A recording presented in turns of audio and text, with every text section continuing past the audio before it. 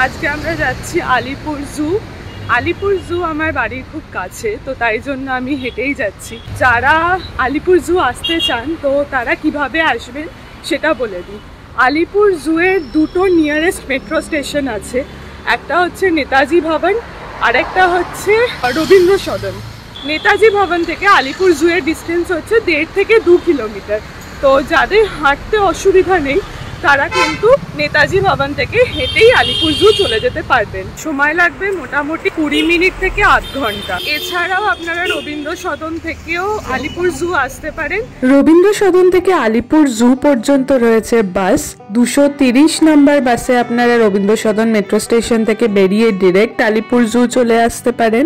এছাড়াও Rabindra Sadan metro station থেকে কিছু দূর এগিয়ে বিড়লা প্ল্যানেটোরিয়াম অথবা নন্দনের সামনে এলে পেয়ে যাবেন 230-এর পাশাপাশি 260 নাম্বার বাসও।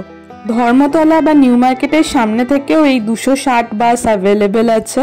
ধর্মতলা থেকে কিছু দূর এগিয়ে মেয়ো রোড থেকেও পেয়ে যাবেন 228 এবং 80-র এ বাস। এই বাসগুলো কিন্তু ডিরেক্ট জুতে যায় না, জুয়ের আগে স্টপেজে নামিয়ে দেবে। সেখান থেকে 5 থেকে 7 মিনিটে হেঁটে জু পৌঁছানো যায় খুব সহজেই।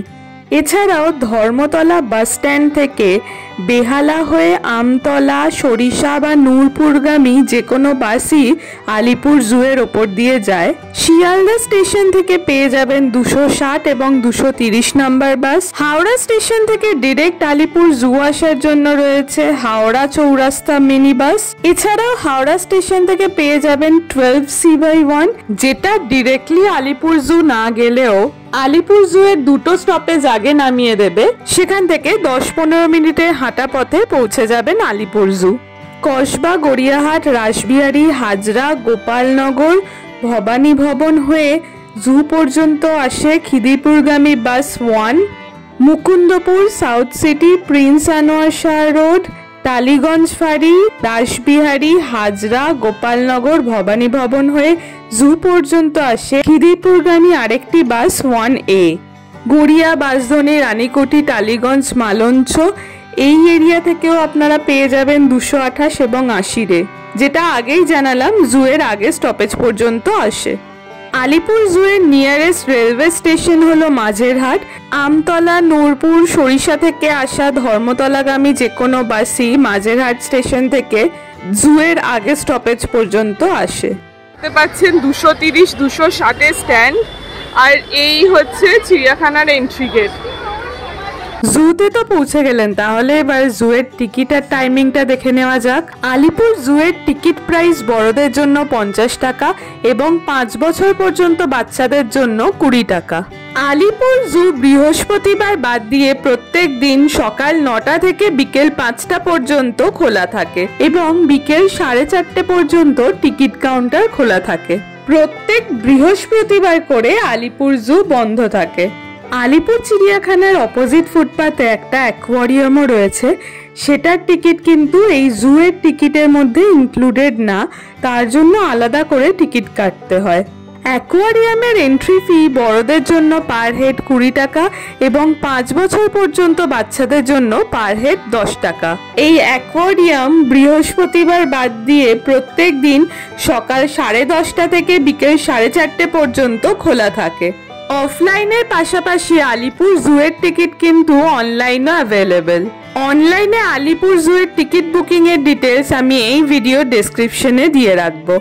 আলিপুর জুয়ের ভেতরে কেউ যদি ক্যামেরায় ভিডিওগ্রাফি করতে চান তার জন্য আলাদা করে চার্জ হচ্ছে 250 রুপিস। এটা কিন্তু শুধুমাত্র ক্যামেরার জন্যই অ্যাপ্লিকেবল। মোবাইল ফোনে ক্যামেরা ইউজ করলে তার জন্য কোনো চার্জ লাগে না। আগেই জানালাম আলিপুর জু প্রত্যেক বৃহস্পতিবার করে বন্ধ থাকে, কিন্তু কোনো বৃহস্পতিবার কোনো যদি পাবলিক হলিডে পড়ে তাহলে কিন্তু জু সেই বৃহস্পতিবার খোলা থাকে এবং পরবর্তী কোনো একটা ওয়ার্কিং ডেজে বন্ধ থাকে। জু কিন্তু অনেকটা বড় এরিয়া জুড়ে অবস্থিত, সুতরাং যাদের পায়ের প্রবলেম আছে বা যাদের পক্ষে হাঁটা পসিবল না তারা কিন্তু এখানকার ব্যাটারি অপারেটেড কারও নিতে পারেন।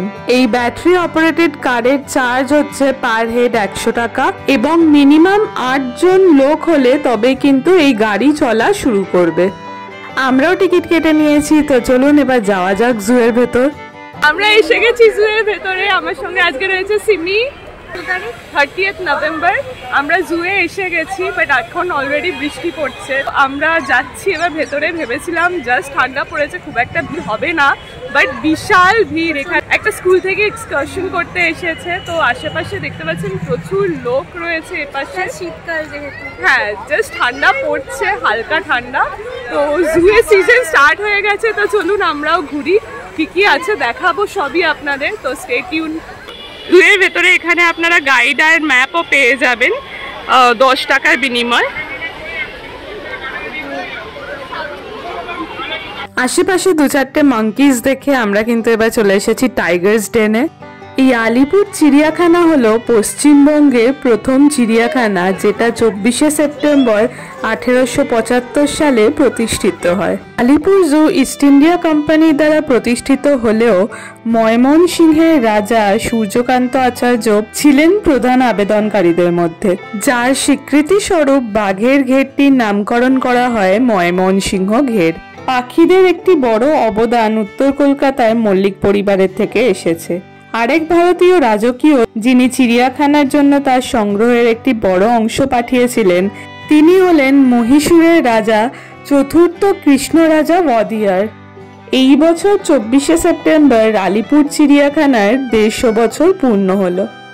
শোনা যায় এখানে আরো অনেক নতুন নতুন প্রজাতি এবং প্রাণী আসতে চলেছে এবং আরো অনেক রেনোভেশনের প্রসিজিওর চলছে, সেটাও জানা যায়।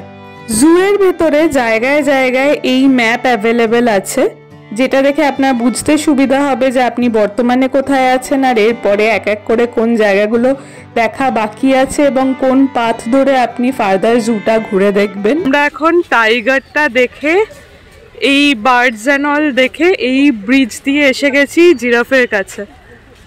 এছাড়াও চিড়িয়াখানার জায়গায় জায়গায় রয়েছে প্রচুর বিশ্রামাগার, যেখানে ভিজিটার্সরা রেস্ট নিতে পারবেন। বসার জায়গা, বিশ্রামের জায়গার পাশাপাশি এখানে বিভিন্ন জায়গায় প্রচুর ওয়াশরুমও রয়েছে।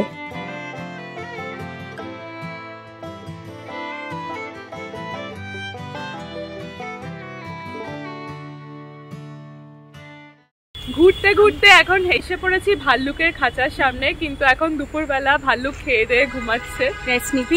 এই পেছন দিকটা দেখতে পাচ্ছেন, এই ব্ল্যাক কালারেরটা হচ্ছে ভাল্লুক, এখন ঘুমাচ্ছে, বাচ্চা ভাল্লুক। তুমি কেমন লাগলো? কি কি দেখলাম বল, কি কি ঘুরলাম? দারুণ, অসাধারণ লেগেছে। আমি প্রায় 20 বছর পরে জুতে এসেছি অ্যান্ড অনেক চেঞ্জেস হয়েছে, অনেক অ্যানিমালস দেখেছি। একটু বৃষ্টিটা একটুখানি মন টন খারাপ করে দিচ্ছিল। এক্স্যাক্টলি, খুব বাজে ওয়েদার, বৃষ্টি পড়ছে, স্যাঁতস্যাঁতে লাগছে খুব। শীতকালে বৃষ্টি এমনিই ভালো লাগে না, এমনি ঠান্ডা। বাট আদার দ্যান দ্যাট খুব ভালো লেগেছে। হাতি দেখলাম, জিরাফ দেখলাম, জেব্রা, টাইগার, লায়ন ছিল, লেপার্ড ছিল, দেখলাম অনেক কিছুই দেখলাম। ক্যাঙ্গারু, বার্ডস দেখলাম, অনেক রকমের অনেক কিছু দেখেছি। খুব ভালো লেগেছে। ফ্যামিলিকে নিয়ে নেক্সট টাইম আসবো। এবারে শুধু আমরা দুজন এসেছি, মজা হচ্ছে। আরো অনেক কিছু দেখা বাকি আছে, তো আমরা নেক্সট সেগুলো ঘুরে দেখি। পুরো চিড়িয়াখানা ভালোভাবে ঘুরে দেখতে মিনিমাম 2-2.5 ঘন্টা সময় লাগবে, সুতরাং চিড়িয়াখানায় এলে সাজেস্ট করব হাতে বেশ কিছুটা সময় নিয়ে আসবেন। চিড়িয়াখানার ভেতরে কিন্তু প্রচুর খাবার দোকানও রয়েছে। আলিপুর চিড়িয়াখানার ভেতরে কিন্তু রয়েছে সোভিনিয়ার শপও, যেখান থেকে স্মৃতিস্বরূপ কিছু গিফটও কিনে নিতে পারেন। আপনারা চাইলে জুয়ের কোনো অ্যানিমালকে অ্যাডপ্টও করতে পারেন। ঘাবড়াবেন না, অ্যাডপশন মানে বাঘ বা সিংহকে আপনার বাড়ি নিয়ে গিয়ে রাখতে হবে না। বছরে তার খরচাটা দিলেই 1 বছরের জন্য আপনি সেই অ্যানিমালকে অ্যাডপ্ট করতে পারবেন। ছোটবেলায় পরে বড়বেলায় কিন্তু একটা দিন চিড়িয়াখানায় বেশ ভালোই কাটলো। আপনাদের হাতে টাইম থাকলে আপনারা এখান থেকে আলিপুর মিউজিয়ামও ঘুরে দেখতে পারেন। আলিপুর মিউজিয়াম চিড়িয়াখানা থেকে 2 কিলোমিটারের মধ্যে অবস্থিত। এখান থেকে বাসও পেয়ে যাবেন আপনারা আলিপুর মিউজিয়াম যাওয়ার জন্য, অথবা যাদের সম্ভব তারা পায়ে হেঁটেও আলিপুর মিউজিয়াম যেতে পারেন। আলিপুর মিউজিয়াম ঘোরা সংক্রান্ত যাবতীয় তথ্য সমৃদ্ধ ভিডিওর লিংক আমি আই বাটনে আর ভিডিওর ডেসক্রিপশনে দিয়ে রাখলাম। আলিপুর জু ঘোরা সংক্রান্ত যাবতীয় প্রশ্ন আমাকে কমেন্ট সেকশনে জানান, আর ভিডিওটা ভালো লাগলে লাইক, শেয়ার এবং সাবস্ক্রাইব করার অনুরোধ রইল। আজকে তাহলে চলি, দেখা হবে আরো এক নতুন ভিডিওতে।